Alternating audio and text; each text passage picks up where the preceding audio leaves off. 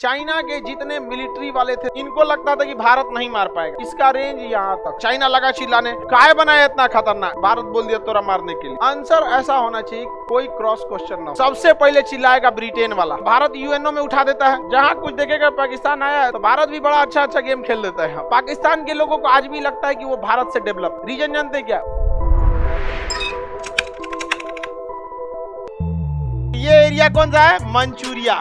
कौन सा है? मंचूर। चाइना के जितने मिलिट्री वाले थे सब ये सब सीक्रेटली कहाँ रहते थे? सब मंचूर।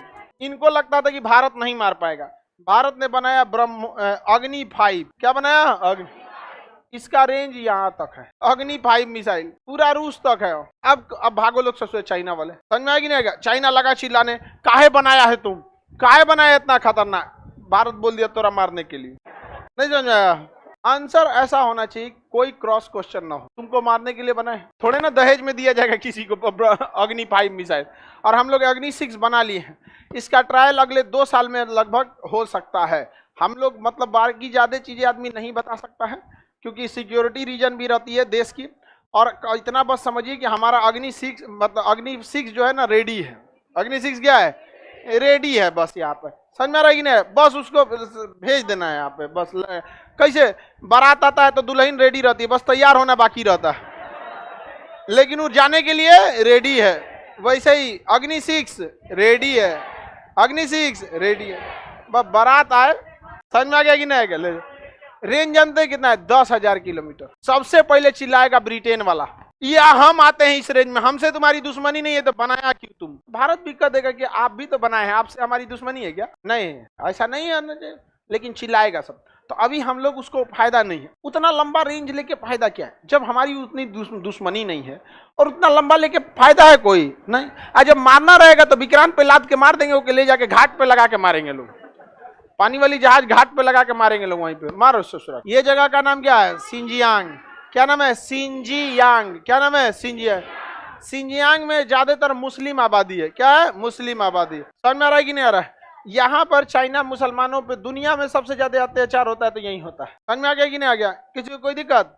यहाँ मुस्लिम महिलाएं बुर्का नहीं पहन सकती, मुस्लिम धर्मगुरु दाढ़ी नहीं रख सकते हैं, पैजामा कुर्ता नहीं पहन सकते, रमजान में रोजा रहेंगे जबरदस्ती खाना खिला देगा, खाना पड़ेगा आपको, और नहीं खाइएगा तो डांस करवाएगा मौलवी लोगों से। समझाएगा? उसका पनिशमेंट का नाम है डांस पनिशमेंट।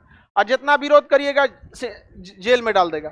और वो जेल ऐसा रहता है कि आपका बेडवे पे चौकी हथकड़ी बांधा रहता है, पूरा चल फिर भी नहीं सकते हैं ज्यादा वहां पर। पूरी दुनिया में सबसे ज्यादा अत्याचार कौन करता है? हाँ, चाइना करता है। समझ में आ रहा है कि नहीं? पाकिस्तान बार बार भारत पे कहता है कि ये कश्मीरियों को देखिए पाकिस्तान की भाषा देखिए, वो ये नहीं कहेगा कि भारत कश्मीर पर सेना लगाया है, वो कहेगा कश्मीरी मुसलमानों पर। अरे चोट्टा कहीं का, तुम कश्मीरी बोलो ना। खाली कश्मीर में मुसलमाने रहते हैं का? सारे लोग रहते हैं, बौद्ध रहते हैं, हिंदू रहते हैं। आप उसकी मेंटेलिटी समझिए। दुश्मन के प्लान को सक्सेस कर दीजिएगा ना, यही सबसे बड़ा आपकी जीत हो गई। वो क्या प्लान बना के आ रहा है यहाँ पर? वो कभी कश्मीर कश्मीर कह के जीत ही नहीं सकता है जब तक वो कश्मीर में मुस्लिम ना लगाए। समझ में आ रहा है कि नहीं आ रहा है? केवल कश्मीर कश्मीर तो हम लोग फरिया के शांत कर लेंगे।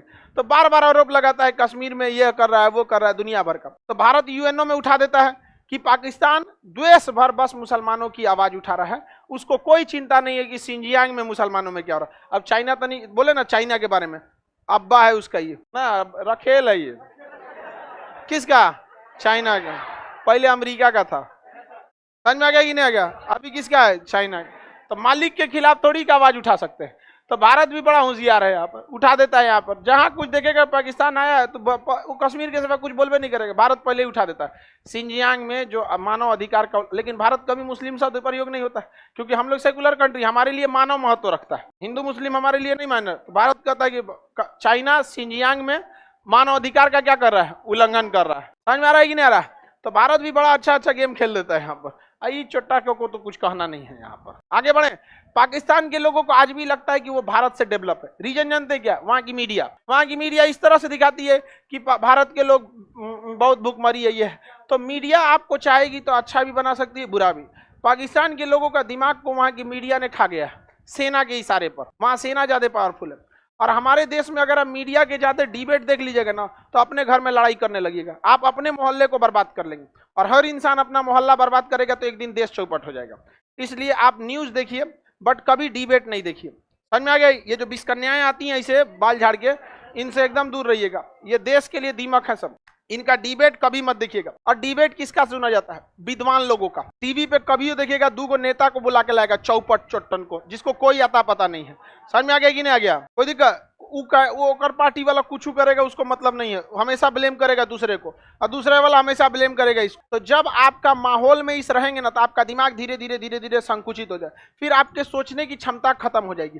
जीडीपी गिर रहा है और जीडीपी पे बहस करने के लिए बढ़िया इकोनॉमिस्ट को लाना चाहिए ना, तो नेतावन को उठा लेगा। आई चोटा खाली जीडीपी बात करेगा। भाई जीडीपी गिरेगी आपकी, पक्का गिरेगी, अगर आपका कोर सेक्टर का इंडस्ट्रीज गिरेगा तब। चोटन को पता नहीं है कोर सेक्टर कौन सी होता है, एंकरों को नहीं पता है, बोल दिए कोर सेक्टर। हाँ कोर सेक्टर में हमको पता है, सोमार ये गिरावट आई है कोर सेक्टर, बॉलीवुड का कोर सेक्टर ठीक नहीं है, उसको लपेटेगा ये उल्टा सीधा कुछ, उसका पता ही नहीं है कोर सेक्टर क्या होता है। तो इस सबसे क्या रहना है आपको? दूर रहना है, हमेशा क्या रहना है? दूर रहना।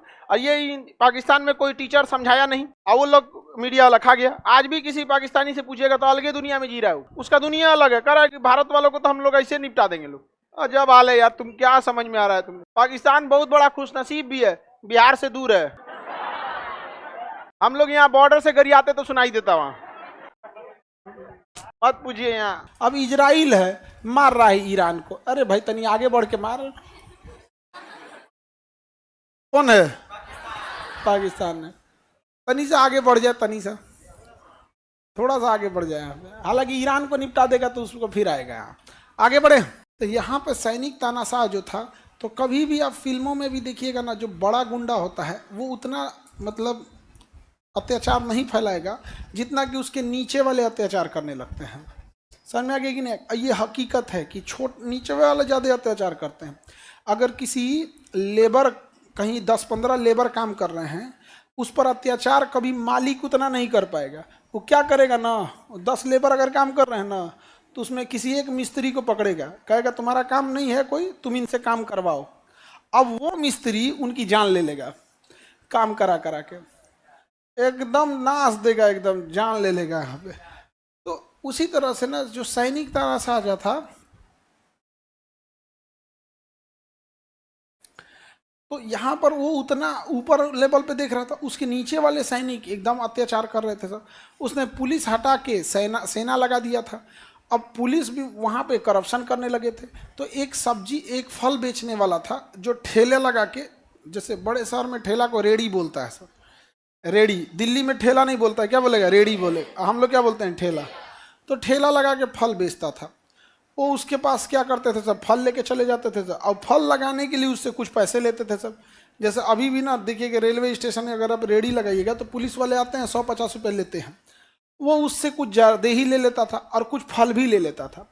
अब वो बेचारा परेशान था 6 महीने से। एक दिन ऐसे ही आया सब ना, तो उससे लड़ गया। वो कहा नहीं देंगे, तो ये 2-3 तमाचा मार दिए से उसको, 2-3 लाठी।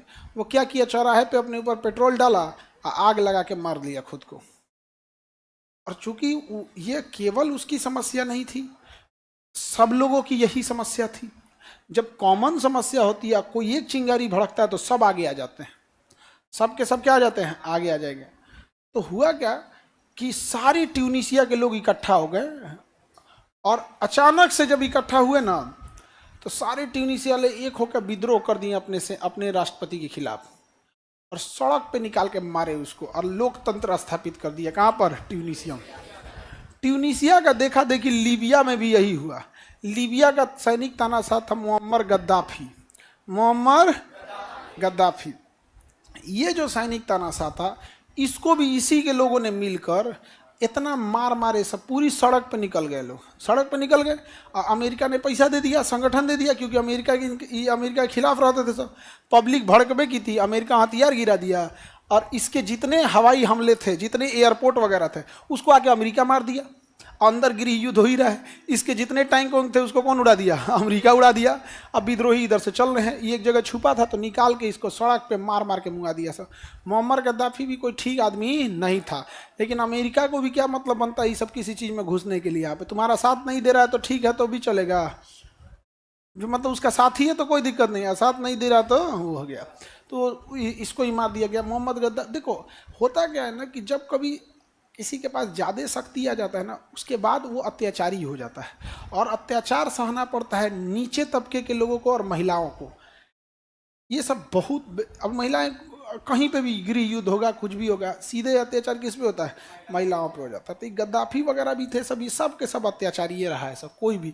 तो उसके बाद से यही वाला हो गया, होस्नी मुबारक के खिलाफ हो गया मिस्र में, मिस्र के सैनिक संतानाशा को सत्ता छोड़ के जाना पड़ा। यही हो गया आपका सीरिया में, यही हो गया इराक में, यही हो गया यमन में, हर जगह से हो गया। तो अरब की क्रांति फैली कहाँ से थी? ट्यूनीशिया से। और कहाँ गई थी? अरब तक। कहाँ तक आ गई थी? अरब। इसे अरब का बसंत या अरब स्प्रिंग कहते हैं। अरब का बसंत या अरब स्प्रिंग। किसी को कोई दिक्कत? अरब का बसंत या अरब स्प्रिंग। किसी को कोई दिक्कत तो बोलिए। कहाँ से फैली? कहाँ से? ट्यूनीशिया से। कहाँ से फैली बहू? ट्यूनीशिया से।